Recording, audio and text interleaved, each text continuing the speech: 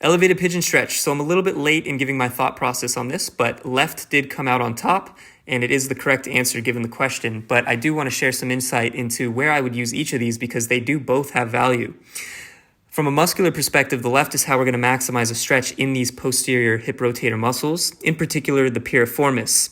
This muscle acts as an internal rotator above 90 degrees of hip flexion, and if you look at the insertion of these muscles, as we rotate the torso and the pelvis across the knee, we're moving that sacral origin further away from the insertion at the femur. Now, from a joint perspective, rotating toward the foot, like in the picture on the right, will allow for more external rotation to occur as both the femur and the pelvis is moving into external rotation.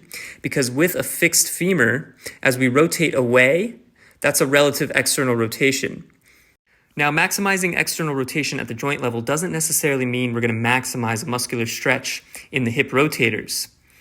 We can still feel quite a big stretch with this because we're at end range, especially as we flex the hip to a greater degree.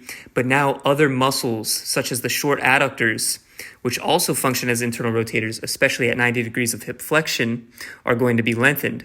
So I think both can be nice options depending on what you're going for. But for the context of this question, the answer is the left. So thanks to everyone who voted. It's nice to see all of my clients got this answer right. If you have any questions, feel free to send a message. But like I said, both of these have a unique context where I would use them. So if I wanted to increase hip flexion for like a deep squat, I might go with the left. If I wanted to improve external rotation overall for something like a seated butterfly stretch or something middle split related, I might go with the one on the right.